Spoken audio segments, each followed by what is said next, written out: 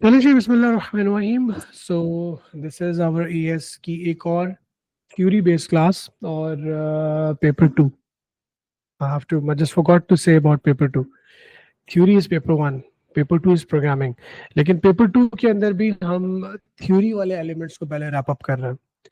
For example, we have covered some topics like finite state machine and we have covered like software development life cycle, data types, how to use built in functions वगैरह वगैरह. तो आज हम जिस चीज के ऊपर थोड़ा फोकस करने के लिए जाएंगे, that will be structure charts. अच्छा, सबसे पहले देखो, स्ट्रक्चर चार्ट की जरूरत हमेशा हमें तब पेश आती है जब हम अपने एक बड़े प्रोग्राम को, बिग वन को, हम छोटे छोटे सब प्रोग्राम्स के अंदर डिवाइड कर रहे होते हैं.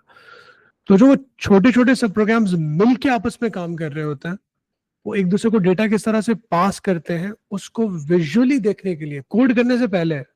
जैसे डेटाबेस के अंदर आप लोग पेपर वन के अंदर जब हम डेटाबेस पढ़ रहे थे, उसमें ईआर डायग्राम बना के देखते थे कि यार ये टेबल का नाम है, ये टेबल का नाम है, ये टेबल का नाम है, ये आपस में इनके रिलेशनशिप्स बने हुए हैं.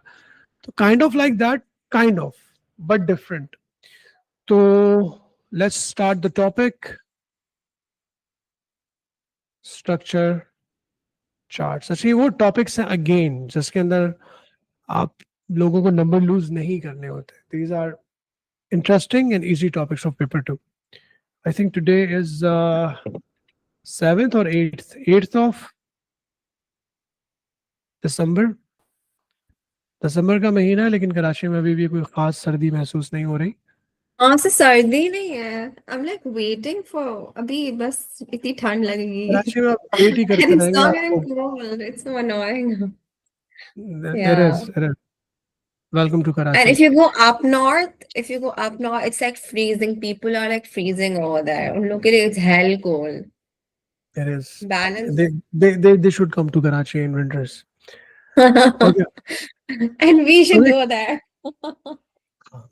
the change is need to be felt sometime. Yeah, अच्छा. but it should be a balance. Sorry. Yeah. चले हम अब पहले थोड़ी पढ़ाई वाली बातें कर लें. जनाब, स्ट्रक्चर चार्ट, जैसे कि मैंने पहले इसकी थोड़ी सी आप लोगों को एक बिट ऑफ एक इनिशियल दिया कि it's like dividing a bigger problem into sub programs. That is basically top down approach कह लो, या उसको आप मॉड्यूलर अप्रोच कह लो. उसके अंदर उसको विजुअली देखने को हम स्ट्रक्चर चार्ट कहते हैं. तो if I just mention that के द डेफिनेशन ऑफ इट, के a visual representation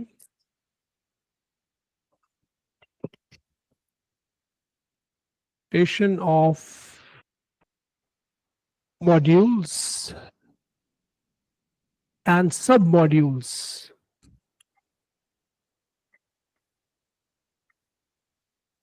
connected.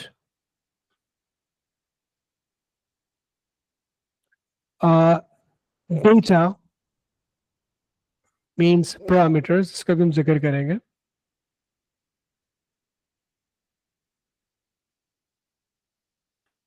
Passing from one module to another. ठीक है. So what is a module? हाँ, that's a very good question. Basically जो module है ना, हम जब हम मॉड्यूल का जिक्र करते हैं, तो मॉड्यूल इज बेसिकली सब प्रोग्राम. सब module can also be referred as subtasks, subtask, या फिर आप इसको सब It's प्रोग्राम on भी module or one module? Point number two. कहते. Data parameters passing from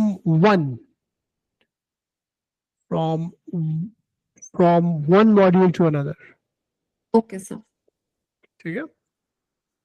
तो कीपिंग इन माइंड के सब मॉड्यूल, सब टास्क, सब प्रोग्राम्स, सब रूटीन्स, तो ये एक ही चीज के बहुत सारे नाम हैं. तो बेसिकली सब रूटीन, सब टास्क हम क्यों बनाते हैं? Why सब मॉड्यूल्स, ठीक है, इसको हम कहते हैं top down approach.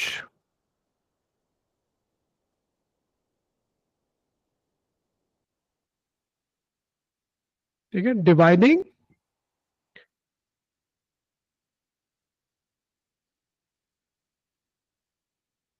a bigger program, a large program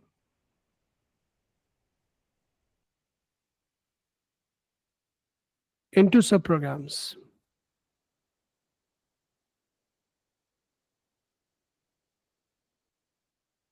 अब ये जो y वाला वर्ड है ना, तो इसके बहुत सारे रीजंस हैं। इसके रीजंस ये होते हैं कि debugging is easy,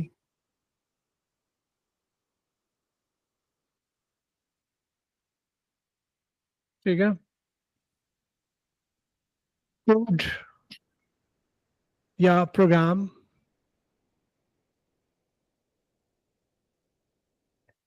gets shorter, ठीक है, यानी जिसको हम ये कह सकते हैं कि laser number of instructions.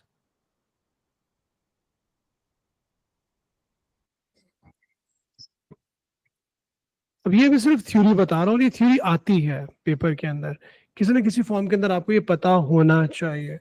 Debugging is easy. Code programs get shorter. Codes can be reused. Sub programs, your subtasks, your sub modules can be called multiple times.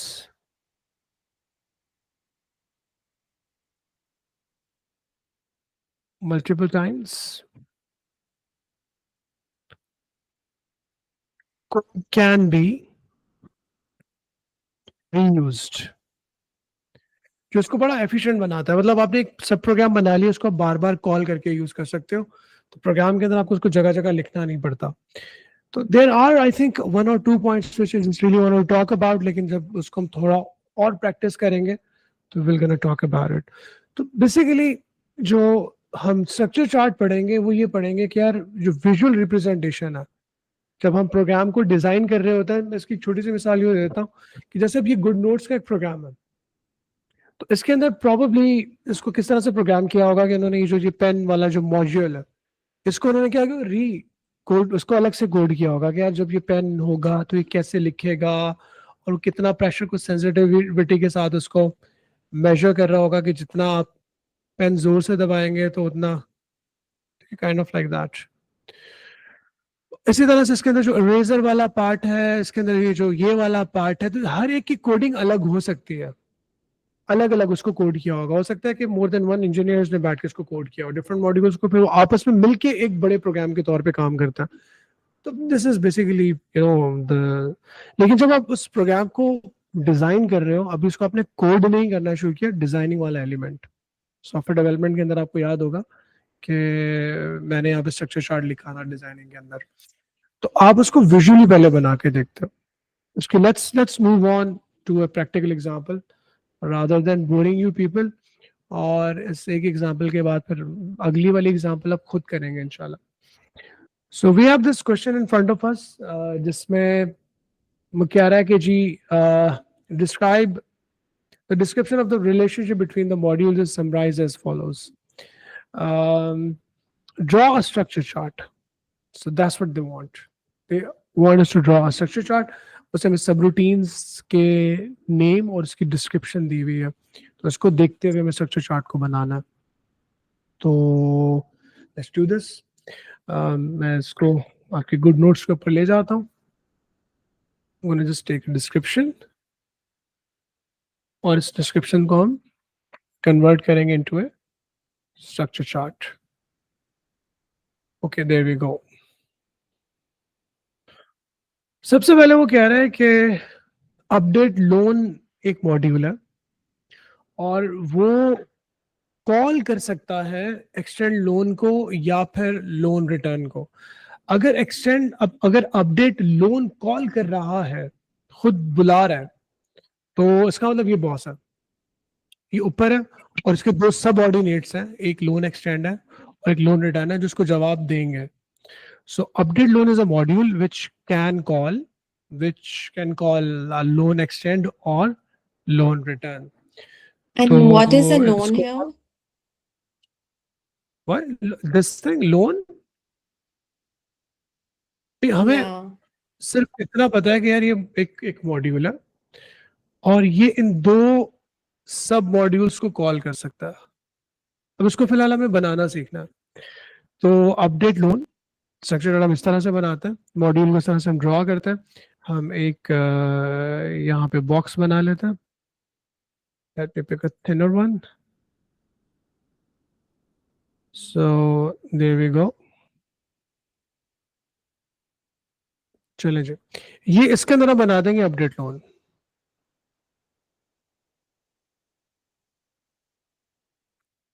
मतलब वो जो हमने स्ट्रक्चर ईआर डायग्राम बनाई थी ना, वही वाली फीलिंग है थोड़ी सी. ठीक है, अपडेट लोन बन गया. अपडेट लोन जो कॉल कर सकता है लोन एक्सटेंड और लोन रिटर्न को, तो इसका मतलब ये है कि हम नीचे दो सब प्रोग्राम्स बना लेते हैं.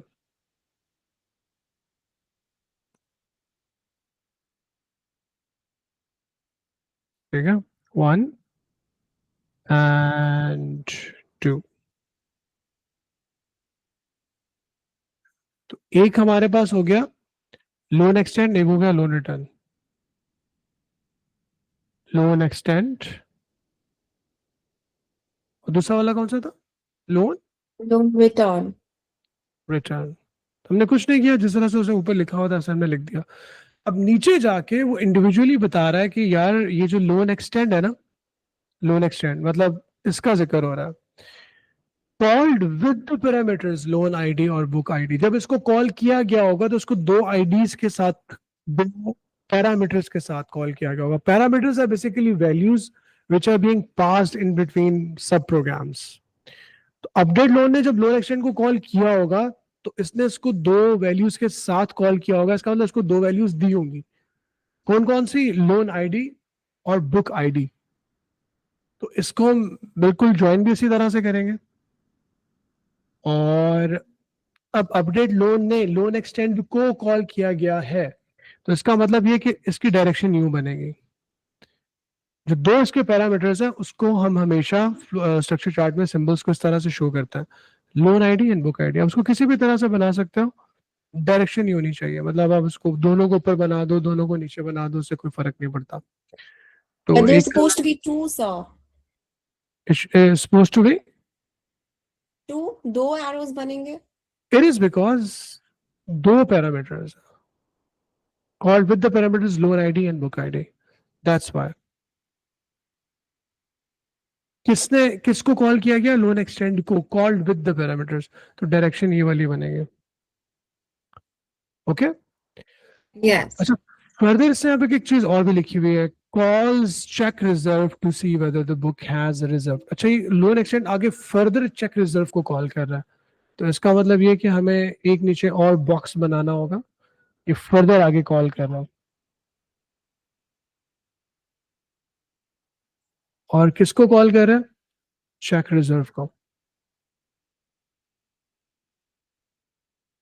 Check reserve. अच्छा, इसको कॉल कर रहे हैं. ओके, पर then हमने अभी इसकी सारी बातें खत्म नहीं की, ये भी कर लिया, ये भी कर लिया. थर्ड बुलेट पॉइंट में वो कह रहा है कि loan extend returns true if the loan has been extended, otherwise return false. इसका मतलब लोन एक्सटेंड रिटर्न कर रहा है, वापस कर रहा है ट्रू या फॉल्स को. अच्छा, ट्रू या फॉल्स को रिटर्न कर रहा है. ओके, इसका मतलब ये वापस भेज रहा है. तो हम एक एरो इस तरह से वापस भी लगा देते हैं.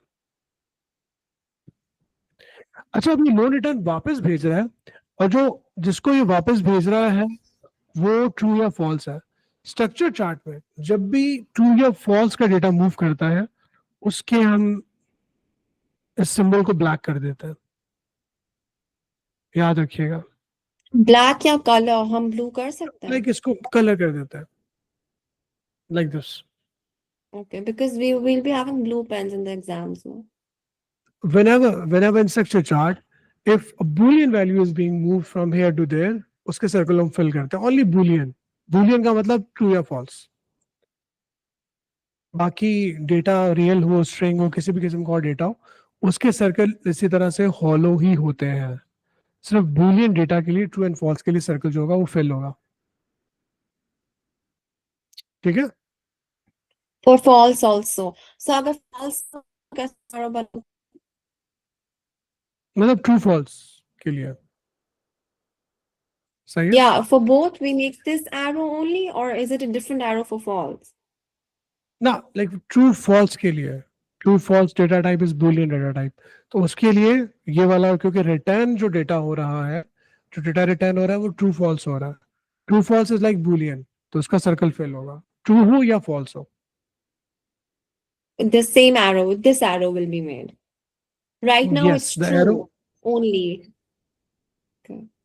भाई उसने देखो ये बताया है कि जो लोन एक्सटेंड है ना, वो आपका रिटर्न भी करेगा ट्रू या फिर फॉल्स को। तो जो लोन एक्सटेंड है वो वैल्यू को रिटर्न भी करेगा, और जो रिटर्न करेगा वो ट्रू एंड फॉल्स हो सकती है। Okay. सही है। तो ट्रू All फॉल्स कोई right. भी कर रहा हो, रिटर्न कर रहा हो या ले रहा हो या दे रहा हो, कुछ भी कर रहा हो, जब ट्रू फॉल्स रिटर्न होगा उसका ये वाला सर्कल जो होगा वो फेल होगा। ट्रू फॉल्स के अलावा बाकी जो डेटा है वो भले रियल हो, इंटीजर हो, Yes, स्ट्रिंग हो, कोई okay. भी हो। ओके। अच्छा, loan check reserve called with the book ID, इसका मतलब चेक रिजर्व को कॉल किया जा रहा है बुक आईडी। तो आप यहाँ पे क्या लिख दो, बुक आईडी। तो बुक आईडी इसको जो है वो दी जा रही है।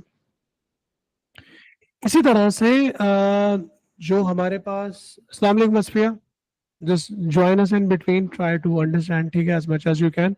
मैं ट्राई करूंगा कि अगले वाले क्वेश्चन में तुम्हें हम ऑन बोर्ड ले लें। तो चेक रिजर्व को कॉल किया गया बुक आईडी के साथ।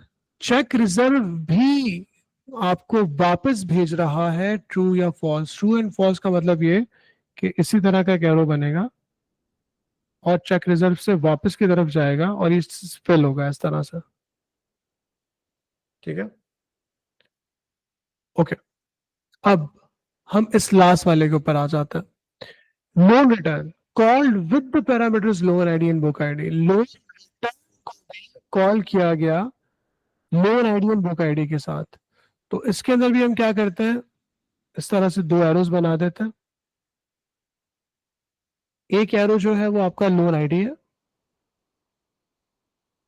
और एक जो एरो है हमारे पास वो है बुक आईडी। ठीक है। और रिटर्न्स आर रियल, और वापस क्या कर रहा है, एक रियल वैल्यू को रिटर्न कर रहा है। अब देखो जिस तरह से उसे सिंबल चेंज, थोड़ा टेक्स्ट चेंज कर करके लिखा हुआ है, उसको मैं एज इट इज लिख रहा हूँ। तो उससे यहाँ पे रियल लिखा हुआ है, मैं भी यहाँ पे लिख दूंगा रियल। ठीक है। तो ऑलमोस्ट हमारा जो ये स्ट्रक्चर चार्ट है, ऑलमोस्ट कवर्ड में क्यों यूज कर रहा हूँ, याद रखिएगा कि स्ट्रक्चर चार्ट के अंदर हमारे पास दो सिंबल्स और होते हैं। मैं यहाँ पे बना के दिखा देता हूँ। एक सिंबल कहलाता है तुम्हारा, उसको हम कहते हैं सिलेक्शन, और एक सिंबल होता है हमारे पास समथिंग लाइक दिस, इसको हम कहते हैं रिपीट।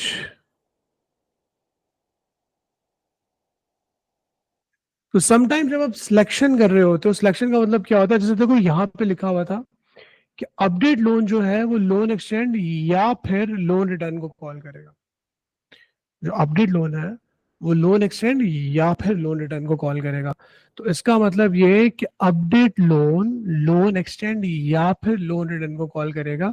इसका मतलब यहाँ पे आपके पास एक बनेगा सिलेक्शन बॉक्स इस तरह से। तो आप मेरे जैसा नहीं, बल्कि जरा अच्छा सा बना के, like this. It's fine, sir. It's ठीक good. है। ओके। तो इसका मतलब है कि अपडेट लोन जो है वो लोन एक्सटेंड या फिर लोन रिटर्न दोनों में से किसी एक को कॉल कर सकता है। यहाँ पे सिलेक्शन हो रही है, मतलब कोई भी एक मॉड्यूल अगर एक से ज्यादा मतलब 2 ऑप्शन नहीं, 3 भी, 4, 5 भी हो सकता है। अगर उनमें से किसी ऑप्शन को चूज कर रहा है तो सिलेक्शन हो रही है।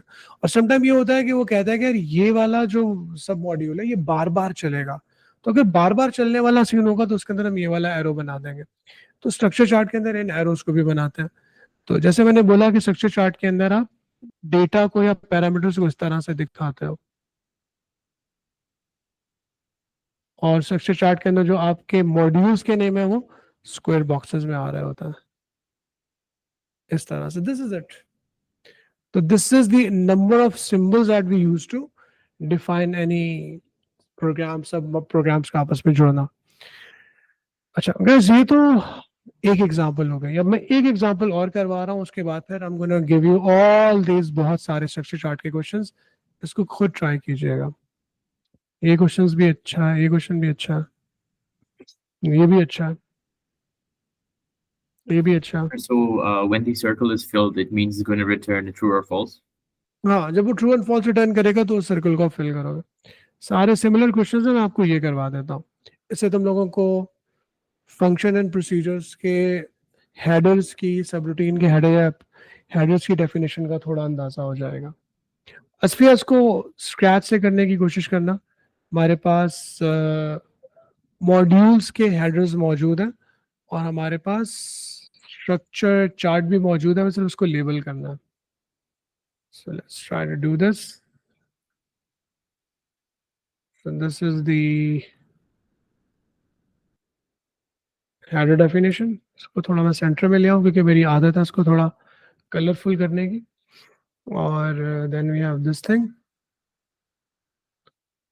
इसको भी हम उठा के यहाँ ले आते हैं।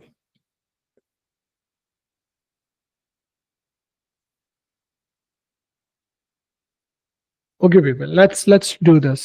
So this is one another structure chart का क्वेश्चन। इसके अंदर उसने क्या किया, हमें सूडो कोड मॉड्यूलर हेडर्स दिया हमें।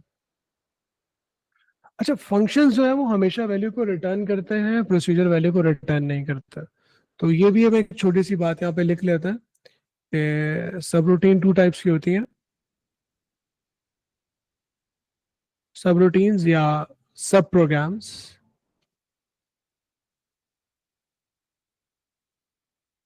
Are of 2 types.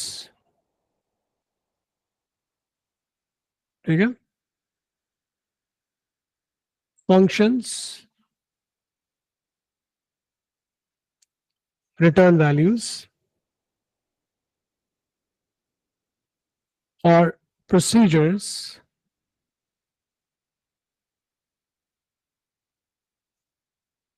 does not return value। अब ना व्हाट इज दिस भाई, बस सब रूटीन 2 तरह के होते हैं, function and procedure. Procedure value को रिटर्न नहीं करते हैं, फंक्शन वैल्यू को रिटर्न करते हैं। अब इसकी जो प्रैक्टिकल एग्जांपल्स है वो आगे जाके हम करते रहेंगे। अभी सिर्फ इतना याद रख लेना काफी है, रट्टा लगाना कि सब रूटीन्स की 2 टाइप्स होती हैं। सब रूटीन्स कह लें या you know, so functions and procedures। Okay, now if we go down and we talk about it, तो यहाँ पे हम देख भी सकते हैं कि यार फंक्शन वैल्यू को रिटर्न कर रहा है, फंक्शन वैल्यू को रिटर्न कर रहा है, वापस भेज रहा है। प्रोसीजर के आगे यहाँ पे किसी भी जगह पे रिटर्न नहीं लिखा हुआ। Number 1 thing to remember. Number 2 कि यार फंक्शन का नाम क्या है, फंक्शन का नाम है mod अंडरस्कोर v। इस प्रोसीजर का नाम क्या है, mod underscore w। So they can name different functions. यार जो सब प्रोग्राम बनाते हैं उसको हम नाम भी उसका डिफाइन करते हैं।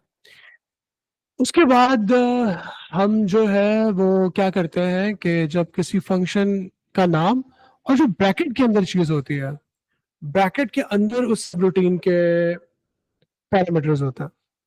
तो इसका मतलब ये कि mod v एक फंक्शन है जिसका एक पैरामीटर है, उस पैरामीटर का नाम क्या है,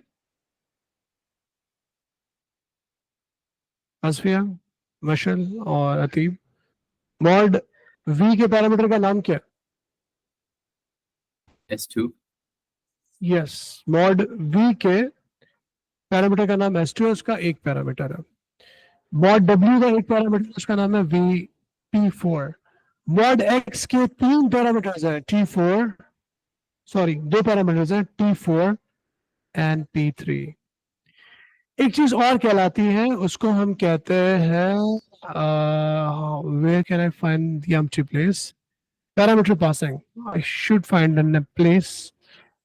चलो मुझे पहले पहले कहीं वो जगह मिल जाए, मैं इसको थोड़ा सा आगे पीछे कर लेता हूँ. इसको उठा के हम थोड़ा सा यहाँ ले जाते हैं. Is it good? ताकि ये भी लगे कि हमने लेबल नहीं किया इसको. तो चलो, ऊपर कर ठीक. दें थोड़ा, it's fine. नहीं नहीं, बस नहीं गया. अच्छा, यहाँ पे एक चीज हम और लिख देते हैं, parameter passing.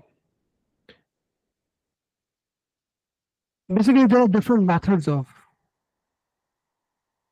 There are two. Just say there are two types. You know? There are two types. Types, कह लो या ways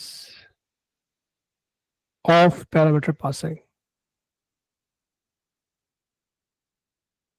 पैरामीटर पास करने के दो तरीके होते हैं. Passing by val, sends the copy, no change is made in main. By ref,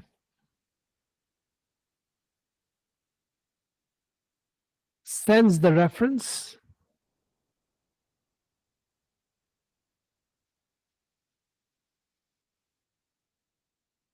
change is reflected in previous code, in previous module या module. अच्छा, अब इसमें एक चीज और है, जो बाय रेफ है ना, उसका जो स्ट्रक्चर चार्ट के अंदर सिंबल है वो कुछ इस तरह का बनता है. उसका एरो दोनों तरफ जा रहा होता है, और बाय रेफ का जो एरो खाली इस तरह से बनता है, एक ही डायरेक्शन के अंदर. This is also good to remember कि जो अब ऑफ कोर्स इसके अंदर जो बहुत सारी बातें हो रही हैं कि यार बाय बैल और बाय रेफ एक्चुअल में होते क्या हैं, तो वो इंशाल्लाह फिर हम जब हम पास पेपर्स करेंगे it will going to make more sense.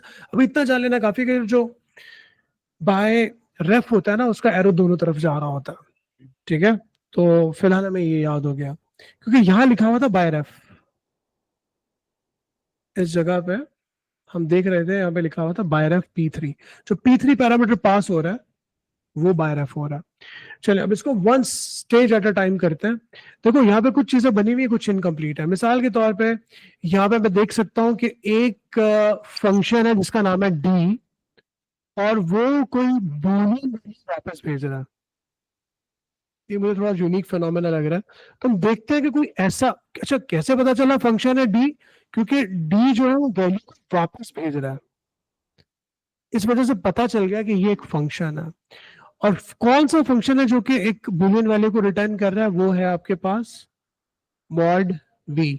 तो mod v is a function which is returning a Boolean value. इसका मतलब जो d है ये बेसिकली mod v है. हमें इसका नाम पता चल गया. अच्छा, mod v जो एक पैरामीटर को रिसीव भी कर रहा है s2 को, यहाँ पे नहीं बना हुआ, लेकिन हम इसको इस तरह से लिख सकते हैं कि भाई ये s2 को रिसीव भी कर रहा है. Guys, this thing makes sense? Does this make sense? Yes, sir. But Okay. I just have one question. What does ByRef mean? ByRef is basically a parameter passing method. जब इसको मैं अलग से कोड करके दिखाऊंगा किस तरह से हम ऊपर वाले प्रोग्राम से नीचे वाले प्रोग्राम को वैल्यू भेजेंगे. नीचे वाला प्रोग्राम जब उस वैल्यू को चेंज करेगा, तो अगर हमने उसको ByRef पास किया होगा तो नीचे चेंज होने वाली वैल्यू ऊपर भी चेंज हो जाएगी. जो हमने वेरिएबल नीचे दिया होगा, नीचे वेरिएबल की वैल्यू चेंज होगी, ऊपर भी हो जाएगी. अब इसको प्रैक्टिकली करके देखेंगे. तो बाय वैल्यू में ये होता है कि जब एक प्रोग्राम किसी दूसरे प्रोग्राम को वैल्यू देता है, फॉर एग्जांपल मैंने बोला कि यार ये मेरे पास एक बच्चे के टोटल मार्क्स हैं 356, इसको ले लो. और इस टोटल के अंदर नीचे अगर प्रोग्राम को मैंने कॉपी दी होगी, वो उस टोटल के अंदर कोई और वैल्यू ऐड करेगा तो पीछे वाला जो टोटल है वो चेंज नहीं होगा. It will not going to make sense at this moment. इसको हम करके देखेंगे. स्ट्रक्चर चार्ट के पर्सपेक्टिव से इतना याद रख लो कि बाय रेफ अगर कोई पैरामीटर होगा तो उसका एरो इस तरह से होगा. इसका मतलब ये बाय रेफ है, ये वाला सिंबल,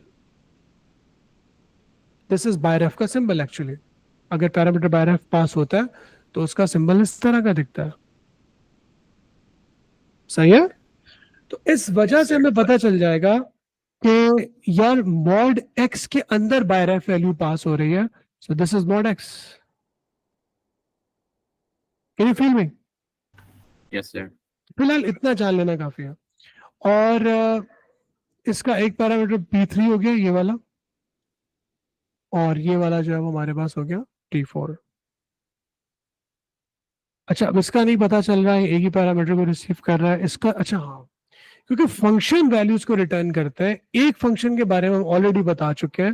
जो हमारा दूसरा रिमेनिंग फंक्शन था वो था मॉड जी, और वो रिटर्न इंटीजर कर रहा है. तो इंटीजर को हम, तो मॉड इसको हम कॉन्फिडेंटली कह सकते हैं कि यार ये मॉड जी है. और क्योंकि रिटर्न क्या कर रहा है, इंटीजर रिटर्न कर रहा है.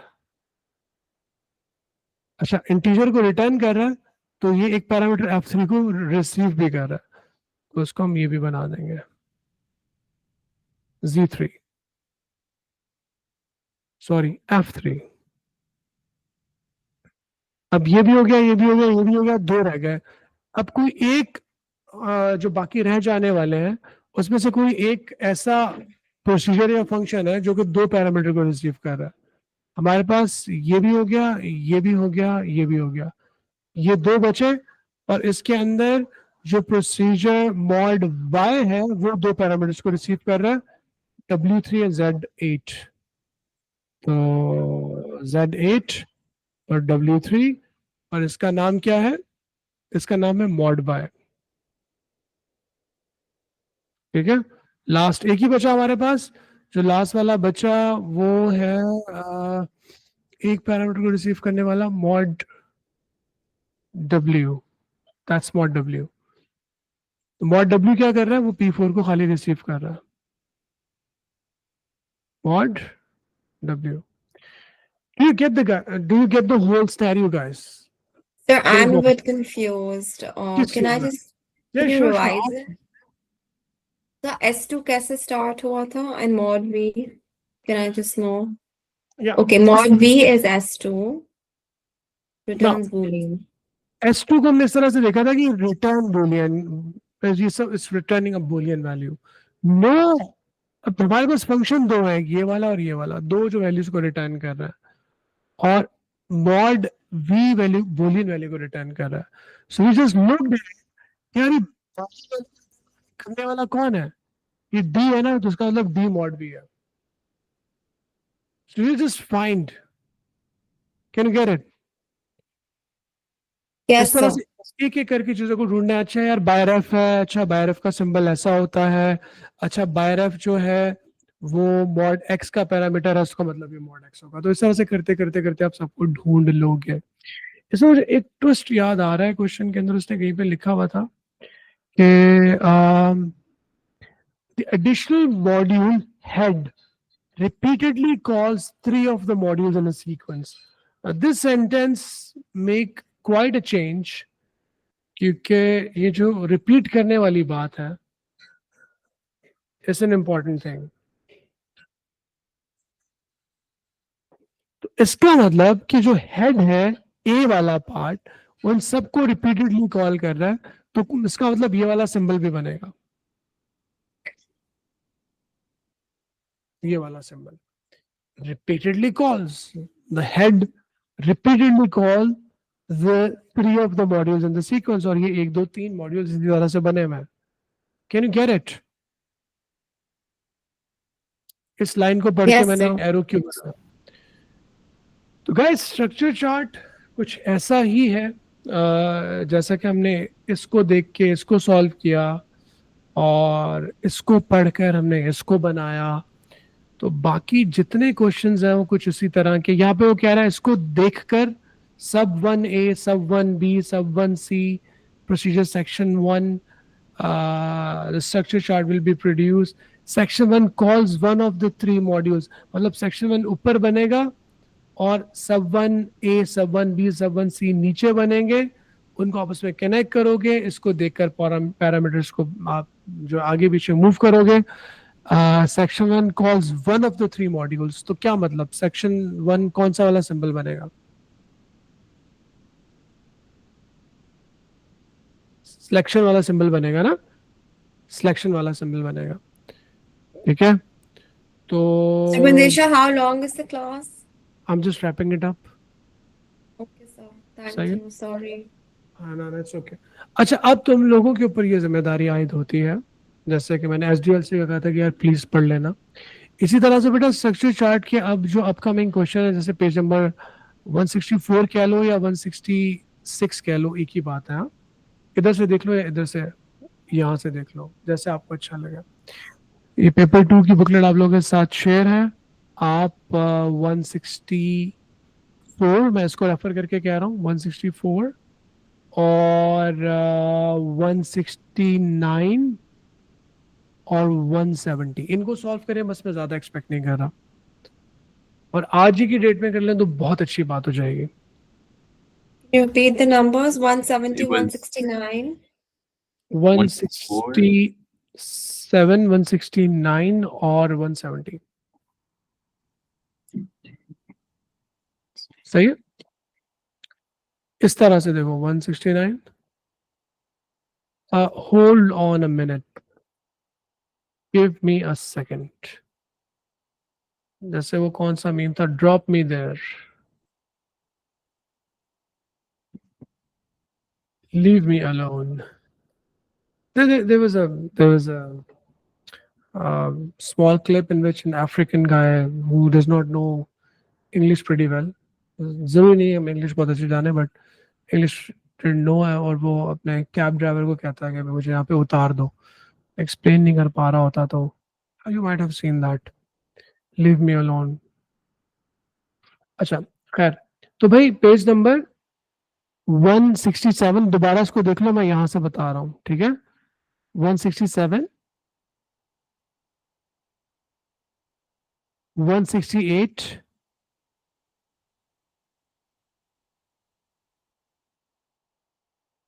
और 164. ठीक है. 164, 167, 168. रॉजर. Yes, sir. चले जी. ओके, मैं रिकॉर्डिंग को स्टॉप कर रहा हूँ.